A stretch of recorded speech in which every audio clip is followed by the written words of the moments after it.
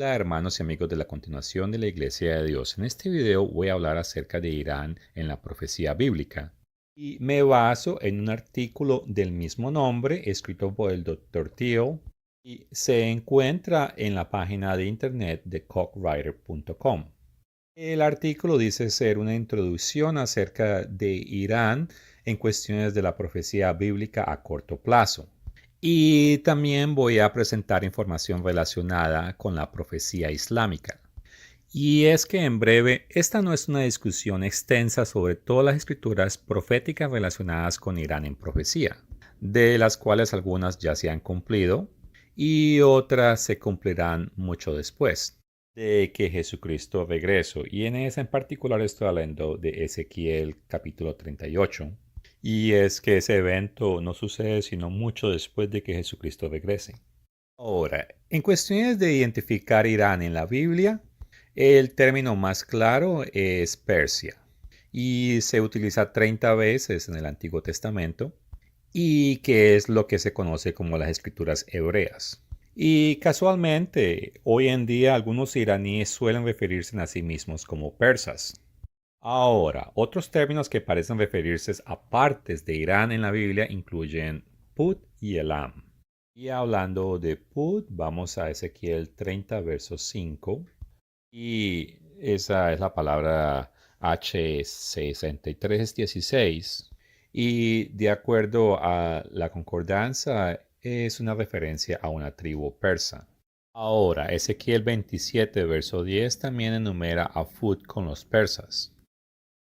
Y esa escritura lo muestra como una alianza futura o que tal vez los pueblos se han fusionado. Ahora, hablando de la palabra Elam, era una civilización antigua ubicada en lo que hoy es el sureste de Irán.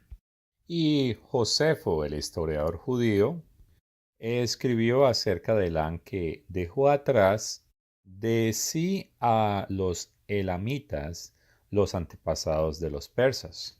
Ahora, quiero hablar acerca de los objetivos oficiales de Irán.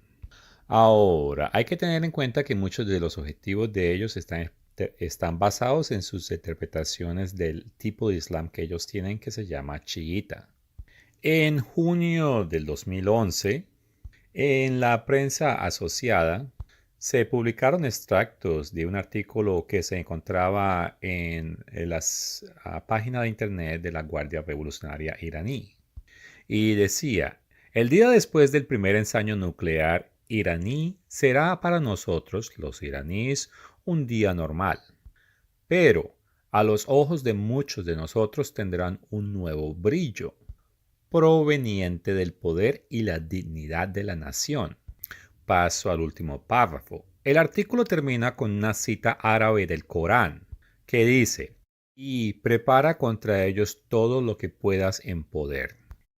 Corceles de guerra con los que puedas aterrorizar al enemigo de Alá y a tu enemigo. Y bueno, sabemos que Irán está tratando de conseguir una bomba nuclear.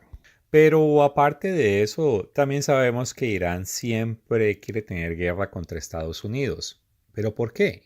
Y sencillamente es porque el liderazgo del régimen en Irán abraza el Islam y se lo toma muy en serio. Y es que su libro sagrado, el Corán, ordena explícita y repetidamente a los musulmanes a convertir o a matar a todos los no musulmanes. Un ejemplo viene del capítulo 9, verso 5 del Corán, que dice, lucha y mata a los incrédulos donde quiera que los encuentres. Llévalos cautivos, acosa, acecha y embosca con toda estratagema de guerra. Otro ejemplo está en el capítulo 8, verso 39. Lucha contra ellos hasta que termina toda oposición y todos se sometan a Alá. Y no voy a leer más. Si quieres más ejemplos, solamente búscalo en Google y vas a encontrar muchos. Y el Islam requiere que los musulmanes luchen por un liderazgo de su religión en el mundo. Y la República Islámica de Irán se formó y supuestamente existe para avanzar el mundo hacia ese objetivo. Es más, la Constitución de la República Islámica de Irán establece explícitamente que el contenido islámico de la revolución iraní proporciona una base para la continuación de esa revolución tanto dentro y fuera del país. Y esa constitución prácticamente quiere como objetivo desarrollar relaciones internacionales con otros movimientos y pueblos islámicos a fin de que se prepare el camino hacia una única comunidad mundial y que librando una guerra santa, porque bueno, si ellos pelean en los ideales del Islam y en el nombre de Alá, se considera que, del punto de vista de ellos, es una guerra santa. ¿Y contra quién pelean esa guerra santa, supuestamente? Bueno, contra los incrédulos, que son las personas que no creen en el Islam, o sea, todo el resto del mundo. Y su constitución elabora ese punto de una manera bien claro. Y es más, la manera como ellos han organizado sus fuerzas militares, ellos toman en cuenta su fe y toman ideas de su religión como bases y reglas. Por eso es que el ejército de la República Islámica y el cuerpo de guardias revolucionarios están organizados de acuerdo con ese objetivo y tienen la responsabilidad no solo de salvaguardar las fronteras, sino también de cumplir una misión religiosa, o sea, practicar lo que ellos llaman el yihad, que es lo mismo que ellos llaman la guerra santa. Y de acuerdo a ellos, eso es una forma o un camino de Dios. Y ellos luchan para extender la supremacía de la ley de su Dios Alá en el mundo. En sumadas cuentas, el objetivo final del régimen iraní es obligar a todo el mundo a someterse a la voluntad de Alá. Y de ahí viene su odio a Estados Unidos porque resulta que Estados Unidos es su mayor obstáculo. Y es que esa superpotencia fue fundada en principios de derechos individuales y la separación de la religión y el Estado. Y por eso este régimen iraní ha apodado a Estados Unidos como el Gran Satán. Por eso es que el régimen busca matar a estadounidenses y a destruir a los Estados Unidos. La nación también busca destruir a Israel, es más, ellos tienen hasta un reloj donde supuestamente en 25 años Israel va a ser destruido o como ellos dicen, dejará de existir. Y a pesar de todas las negociaciones con Occidente, Irán todavía tiene los mismos objetivos básicos. Ahora, para mejor entender a los iraníes, hay que entender de que en el mundo islam hay dos ramas. La primera son la rama suní, y la gran mayoría de musulmanes pertenecen o son suníes. La otra rama, que es solamente del 10 al 20% de los musulmanes, es la rama chiita. La cosa es que dentro de Irán, el 87% de la población son chiita. Y a diferencia de los sunitas que no creen que Muhammad haya designado un sucesor, los chiitas creen que durante la última peregrinación de Mohammed a la Meca, él nombró a su yerno Ali ibn Abi Talib. Y como resultado, los chiitas creen que ese señor Ali ibn Abi Talib fue el primer líder, o sea, el primer imán. Ahora, la rama chiita se subdivide en múltiples ramas, pero la rama principal o la más grande de todas es la de los 12. Y de allí viene una creencia llamada el duodécimo imán. Y alrededor del 85% de los chiitas se adhieren a esa creencia. Y es tan común esa creencia que, por ejemplo, el ayatollah Ruhollah Khomeini, que era el padre de la revolución islámica en Irán, él era de esa secta, del duodécimo. Y también es el líder actual, el supremo, el ayatollah Ali. Y su nombre en español es Ayatollah Ali Khomeini. Y si alguna vez le has puesto cuidado a las noticias de Irán, tarde o temprano habrás visto a este señor, Ayatollah Ali Khomeini. ¿No? El todo es que ellos creen o pertenecen a la secta del duodécimo. ¿Y qué significa eso? Ellos creen que Mohammed nombró una serie de imanes, o sea, líderes religiosos que llevaban a cabo su mensaje. El primero, ya lo mencioné, era el Ali y Abid Talib, y después de él hubieron otros 12, y el último, o sea, el número 12, se llamó Muhammad al-Mahdi y él nació en 869 y supuestamente nunca murió. Supuestamente este señor está escondido y está en un estado de invernación. Ahora, recuerdo que los que creen esto dentro de la comunidad musulmana son los que pertenecen a la rama chiita.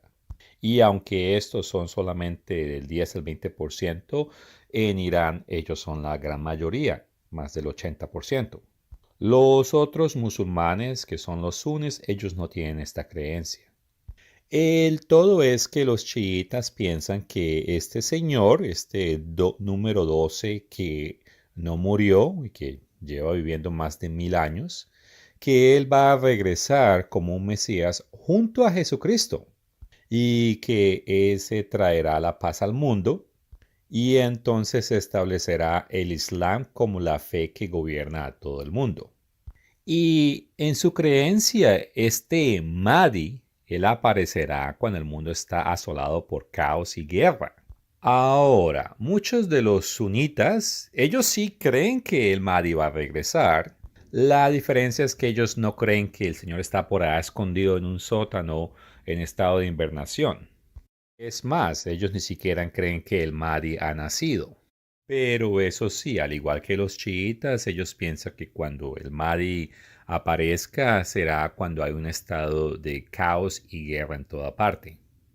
Ahora, temprano mencioné que el Mahdi regresa con Jesucristo porque los musulmanes ellos creen en una versión de Jesucristo. Para ellos él es como un profeta. Ahora, hablando de el Mahdi y que en árabe significa el guiado, el regreso o la aparición o reaparición de este carácter no se menciona ni en el Corán ni tampoco en el Sunna, que son las enseñanzas del profeta. Y muchos eruditos sunnis lo ven como una invención chiita y que es el producto de una obra de un erudito chiita llamado Mulad Majidsi. Pero no importa, la creencia tiene muchos seguidores y dentro de Irán, aquí hay algo que el presidente de esa nación en febrero del 2021 dijo. Y leo, el movimiento final ha comenzado. Estamos en medio de una revolución mundial dirigida por este querido deudécimo imán. Y la cosa es que en Irán muchas personas creen que detrás de todas las cosas a nivel mundial, el carácter, ese Mahdi, está actuando de una manera sobrenatural y que está alineando las cosas para su regreso y por lo tanto ellos deben prepararse. Y esto concuerda con lo que dijo ese presidente en el 2011. Y como lo he mencionado, en Irán muchas personas creen que el Mahdi existe y que está a punto de aparecer públicamente. Y para echarle más candela al fuego, el líder supremo de Irán, el Ayatollah Ali Khamenei, que es el señor mayor que muestra la fotografía, ese señor le dijo a los iraníes en julio del 2010 que él personalmente se había reunido con el deudécimo imán, esa persona que, bueno, tiene más de 1000 años y que está supuestamente en un estado de animación suspendida y que está esperando para aparecerse públicamente ante el mundo. Y aquí hay unas cosas sobre las creencias de esa reaparición. No las voy a leer porque, bueno, la verdad que no me parece importante y son cosas que obviamente no creemos para nada. Pero comento de ellas porque nos sirve para poder entender mejor el punto de vista de los iraníes. Un resumen concerniente a las creencias chiitas acerca del imán, de acuerdo a Wikipedia, es esta. Los musulmanes chiitas que pertenecen a la secta o a la rama de 12 creen que Muhammad ibn al-Hassam al-Mahdi, quien históricamente nació en 869, no murió, sino fue ocultado en el año 941. Esa persona es el Salvador Supremo de la humanidad y el último imán de los 12. Y repito otra vez, no creen que esta persona murió, pero que él está oculto y que va a reaparecer y que cuando lo hagas vendrá con Jesucristo y que los dos van a traer paz y justicia al mundo. Ahora, en contraste, y una vez de acuerdo a Wikipedia, la otra rama de los musulmanes y que es la rama mayor y que son los sunitas, ellos creen en el Mahdi, pero creen que aún no ha nacido. Eso sí, ellos creen que las condiciones van a ser similares a los que los chiitas creen con respecto al aparecimiento o revelación en el mundo de este carácter. Bueno, en este tipo de cosas no hay un consenso, pero sí hay que tener en cuenta de que muchos árabes, tanto suníes como chiitas, anhelan que se levante un líder islámico que sea transnacional. Con esto dicho, quiero leer una opinión islámica adicional acerca del imán o el Mahdi. El término Mehdi es un título que significa guiado. El Mehdi es un nombre normal que seguirá el verdadero Islam. Su nombre será Muhammad y el nombre de su padre será Abdullah. Es descendiente de Ali y Fátima, hija del profeta Mahoma, por lo que será descendiente de Al-Hassan o Al-Hussein o Hussein o ambos. Y esta es la parte que me parece interesante. El Mehdi será muy justo y su capital será Damasco. El Mehdi no es un profeta, pero es el último califa correctamente guiado. El Mehdi conducirá a los musulmanes a una gran victoria contra los Sufjani y los romanos. Y leí eso porque, bueno, prácticamente dice que luchará contra los romanos. Y en la continuación de la Iglesia de Dios hablamos de que Europa se va a reunificar y que esencialmente va a ser un imperio romano reunificado. También quiero leer esta referencia que dice, la aparición del Mahdi supuestamente será precedida por una serie de eventos proféticos durante 3 años de horrendo caos mundial, tiranía y opresión. Mahdi gobernará a los árabes y al mundo entero durante 7 años. Pienso que es una persona que está viva hoy en día y que en un cercano futuro se convertirá en un líder musulmano transnacional. Debido a todas estas profecías musulmanas, no se me hace extraño que muchos musulmanes lo van a ver a él como el Mahdi o líder guiado que ellos están esperando. Es más, puede que ese personaje él mismo tome el título de Mahdi. Y eso no quiere decir que contradice sus creencias, ya que hay muchos de ellos que creen que el Mahdi es un hombre normal, eso sí, que debe seguir lo que ellos llaman el verdadero Islam. Y no las presento, pero algunas de las predicciones chiitas sugieren que el Mahdi va a gobernar, a menos por un tiempo, desde Jerusalén. Y es posible que eso sí sea verdad. Es claro que en Daniel capítulo 11, verso 40, se menciona de un rey del sur. Y hemos hablado de este personaje y es un líder musulmán. Pero quiero leer Zacarías 14, verso 2. Y dice, porque yo reuniré a todas las naciones para combatir contra Jerusalén y la ciudad será tomada, y serán saqueadas las casas y violadas las mujeres, y la mitad de la ciudad irá en cautiverio, mas el resto del pueblo no será cortado de la ciudad.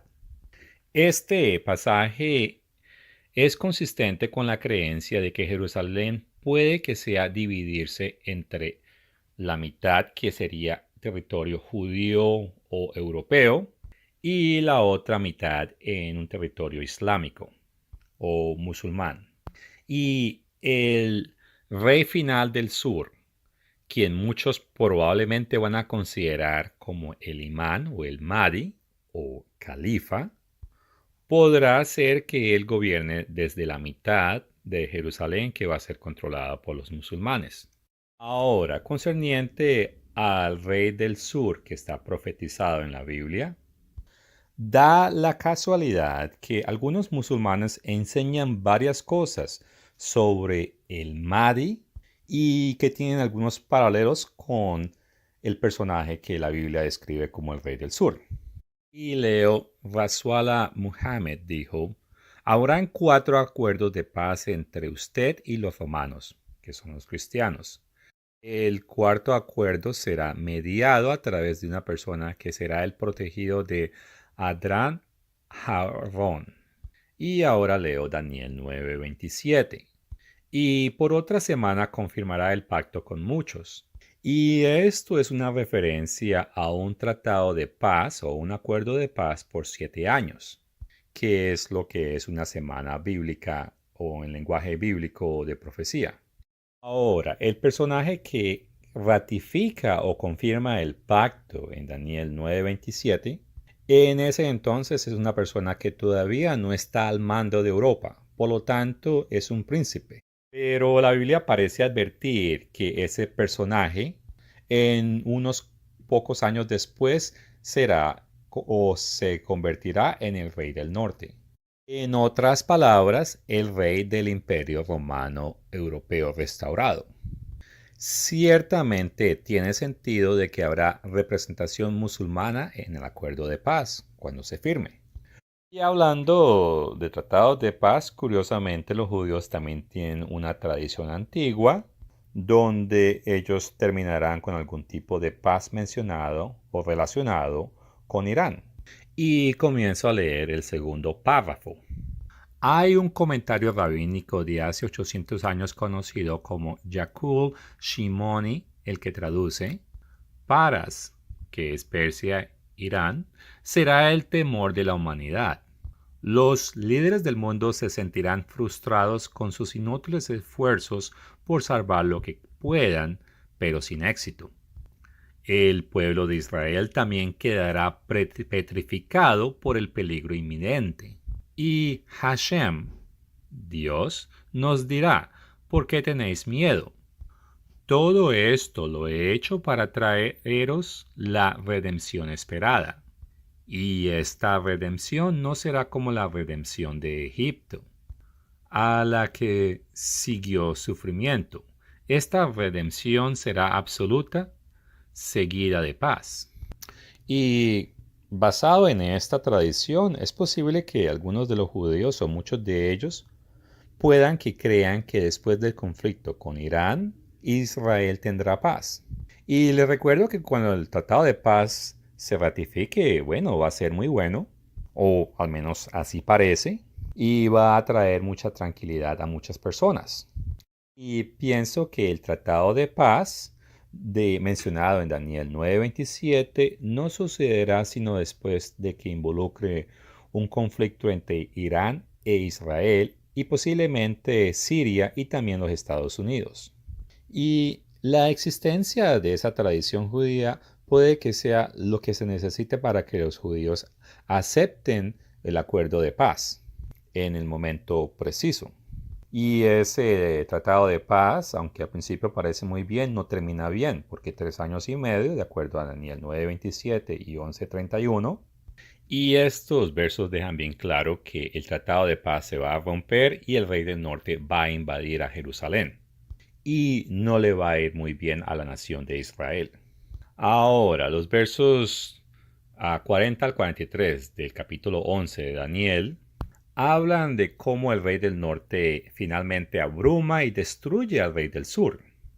Y esto también parece ser consistente con una profecía islámica.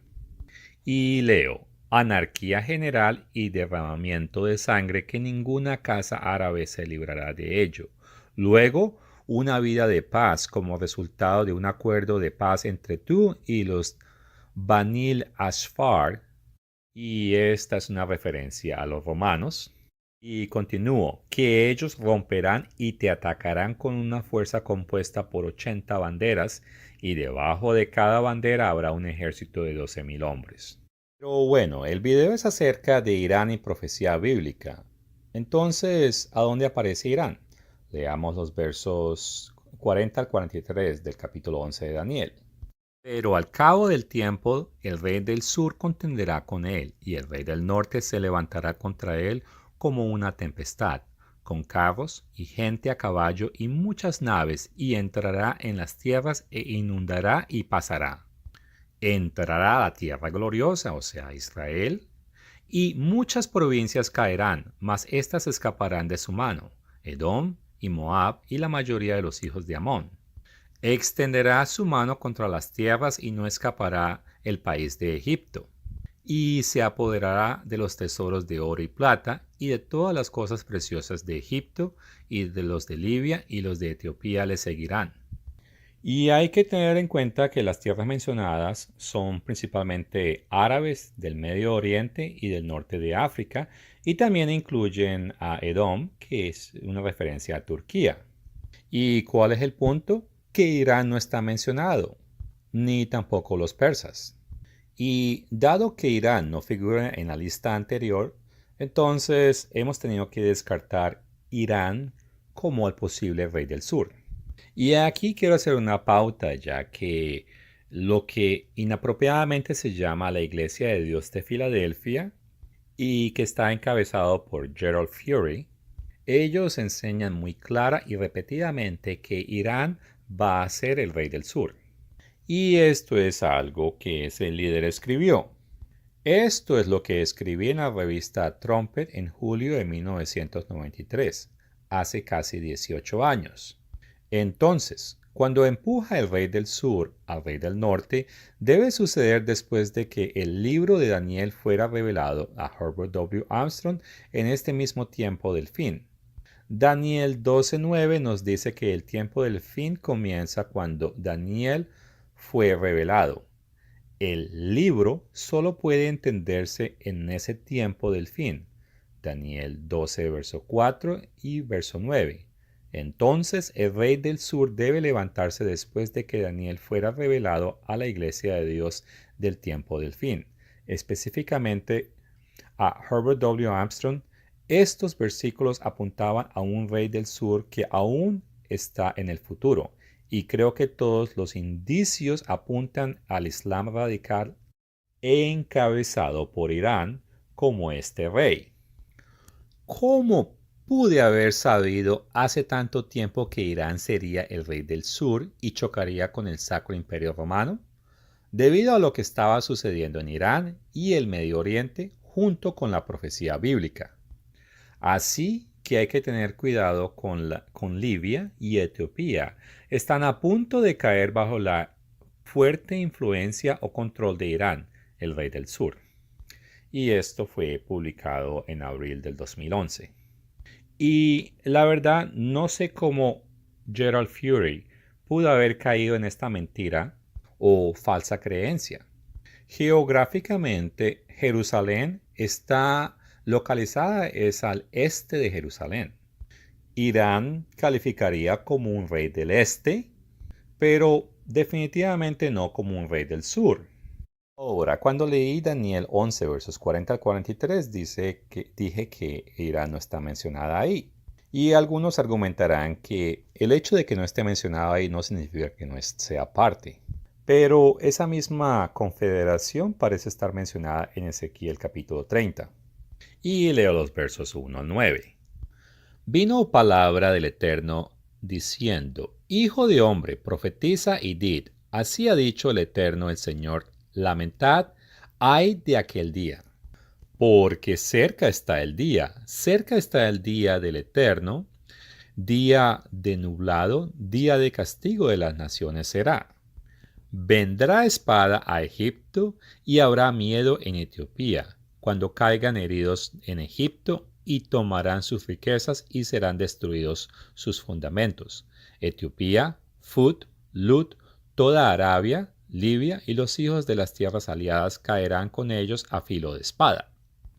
Así ha dicho el Eterno, también caerán los que sostienen a Egipto, y la altivez de su poderío caerá.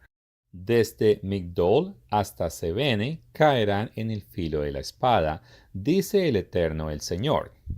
Y serán asolados entre las tierras asoladas, y sus ciudades serán entre las ciudades desiertas.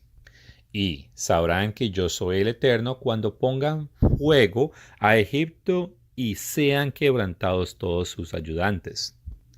En aquel día saldrán mensajeros de delante de mí en naves para espantar a Etiopía la confiada, y tendrán espanto como el día de Egipto, porque he aquí viene. Y como ven, básicamente esto es una confederación de pueblos árabes en el norte de África y el Medio Oriente. Ahora, presento de nuevo el verso 5 porque ahí aparece el pueblo de Fut. Y como esta palabra puede ser una referencia a algunos de los pueblos de Irán, ya que Put era una tribu persa, por tanto creo que algunos en Irán pueden brindar algo de apoyo al rey del sur. Ahora, si alguno trata de argumentar que el difunto pastor de la Iglesia de Dios, Herbert W. Armstrong, enseñaba que Irán puede ser el rey del sur, bueno, ellos deben leer este escrito o publicación de él. Y dice, ahora el rey del sur será rey al sur de Jerusalén, y el rey del norte es el que estaba al norte de Jerusalén, o Siria, que en ese tiempo estaba poseyendo a Jerusalén. Entonces, Herbert W. Armstrong pensaba que el rey del sur tiene que ser geográficamente localizado hacia el sur de Jerusalén, y como mencioné temprano, Irán está al este. Con todas estas cosas dichas, podemos decir con seguridad que Irán no es el rey del sur profetizado. Y con eso también algunas personas van a querer citar Ezequiel 38, que en ese sí involucra a Irán, pero ese evento no sucede sino mucho después de que Jesucristo regrese. Y de ahí viene la pregunta, entonces, ¿qué va a suceder con Irán? Como en la continuación de la Iglesia de Dios no creemos que Irán será el último rey del norte, entonces por eso creemos que Irán va a ser neutralizado de una u otra manera. Y esto sucederá antes que se levante el rey del sur. Y la neutralización de Irán puede ser a raíz de un conflicto entre Israel e Irán, ya sea porque Irán ataque a Israel o porque Irán desarrolle y tenga armas nucleares. Y si Israel golpea a Irán con suficiente fuerza militar, podría reducir en gran medida la influencia de Irán en el mundo islámico. Ahora, esa no es la única opción de neutralización de Irán, ya que Irán puede que sea neutralizado por conflictos o disturbios internos. Y bueno, a pesar de todas sus dificultades, Irán, en lo que puede, trata de desarrollar su tecnología y su industria militar. Y de una u otra manera, Irán busca desarrollar la bomba nuclear. Ahora, la Biblia muestra que Dios permitirá que lo que parece una confederación de Irán y Siria golpeen a la nación de Israel. Y hago referencia a Isaías 22, versos 1 al 14. Hemos hablado de estos versos a más profundidad en nuestro video titulado El conflicto de Israel y Palestina. ¿Tendrá consecuencias proféticas? Pero haciendo referencia a los versos, voy a leer los versos 6 al 9. Y Elam tomó Al-Haba con carros y con jinetes, y Kirk sacó el escudo. Y Elam parece ser una referencia, al menos alguna parte en Irán. Y la antigua Iglesia de Dios publicó que los iraníes constituyen casi el 70% del país. Y estos, aunque son musulmanes, ellos son diferentes del resto de naciones árabes en el Medio Oriente. Y ellos son un pueblo mixto de el pueblo de Medina y de Elam, y de otros ancestros orígenes semíticos y camítico. El otro pueblo, lo mencionado, es Kirk, y ellos son de interés porque en los tiempos del rey asirio, cuando ellos conquistaron Damasco, ellos trasladaron los sirios a Kirk. Y eso no quiere decir que Kirk tiene que ser una referencia a Siria, pero hoy en día hay cierta alianza entre Siria e Irán. Ahora, hablando exclusivamente de la palabra Kirk, bueno, algunos eruditos dicen que no, que es una zona en Irán, y otros dicen que está más cerca del Mar Negro. Pero si nos vamos exclusivamente con la escritura y vamos a Amos capítulo 9, verso 7, se encuentra la expresión que dice los sirios de Kirk. Y si nos basado en ese conocimiento, entonces podríamos confirmar que el Kirk de Isaías 22 incluye a los sirios. Ahora, si solo estás utilizando la versión Reina Valera, vas a leer que los arameos de Kirk, o bueno, específicamente de Chert. Pero en la versión Reina Gómez nos damos de cuenta que son los arameos de Kirk. Y la Biblia a Jubileo 2000 habla los sirios de Kirk. Entonces, en un análisis sencillo, podemos concluir que los arameos y los sirios son el mismo pueblo. Coincidencialmente, la Biblia también dice que Kirk será destruida, y eso está en Isaías 15, verso 1, y su capital, que es Damasco, se menciona la destrucción de esta en Isaías 17:1. Y bueno, como los sirios, la Siria de hoy y Irán ellos cooperan militarmente, pues entonces parece que es consistente con la profecía de Isaías 22. Regreso a Isaías 22, esta vez referencia al verso 8. Y Judá es una referencia a lo que la gran mayoría llama Israel. Y Dios va a permitir que Israel sea atacado. Ahora, en el verso 9 se menciona la ciudad de David, que es definitivamente una referencia a Jerusalén. Y menciona que las brechas se han multiplicado, o sea que va a tener grave daño. El punto que queremos expresar es que, de acuerdo a Isaías 22, suponiendo que tenga una aplicación futura, entonces habrá un tiempo en que Dios le va a quitar la protección a Judá y a la ciudad de David. Ahora, el actual presidente de Irán es Ebrahim o Ebrahim Raisi. Y ese señor no es ningún pan dulce. Él dirige el Poder Judicial desde 2019 y pertenece al bando ultraconservador que desconfía más profundamente de los Estados Unidos. Y se conoce de él que él participó como un fiscal en la ejecución de miles de presos políticos a finales de los años 80. Y la Unión Europea y Estados Unidos han impuesto sanciones en este señor por su papel en varias violaciones de derechos humanos que ocurrieron en Irán durante las protestas del 2019. Y bueno, como presidente, él se enfrenta a una terrible situación económica en el país y a los desafíos de política exterior. Y bueno, como presidente, él tiene la influencia de fijar la dirección en una amplia gama de cuestiones, desde la política económica hasta los asuntos exteriores. Pero hay que recordar que el último o el máximo poder en Irán reside en el líder supremo, Ali Khamenei. Pero Ali Khamenei pues ya tiene 85 años.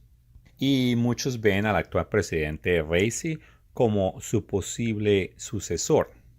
Ahora, ¿podría Ebrahim Raisi ser el que va a ordenar o apoyar el próximo gran daño de Jerusalén, como lo leímos en Isaías 22, por parte de Irán y los sirios unidos? Sí, tal vez, especialmente si está frustrado con las sanciones de los Estados Unidos y el hecho de que no está satisfecho debido a los acuerdos nucleares. Y bueno, en resumen, las cosas no van a terminar bien para Irán. Irán ha afirmado que se quiere apoderar de Jerusalén y es para entregárselo a alguien llamado el Imán Mahdi. Y debido a esas creencias musulmanes chiitas que los iraníes tienen acerca de ese líder llamado el Imán Mahdi, el actual presidente de Irán le da crédito a ese Mesías islámico por él haber sido elegido o por su elección. Y las declaraciones de que Irán quiere o intenta borrar a Israel del mapa no se pueden negar. Ellos son muy públicos acerca de eso. Y el actual líder, el supremo líder, Ali Khamenei o Khamenei, él ha afirmado que Irán necesita obtener armas nucleares para asegurar la llegada del 12º imán.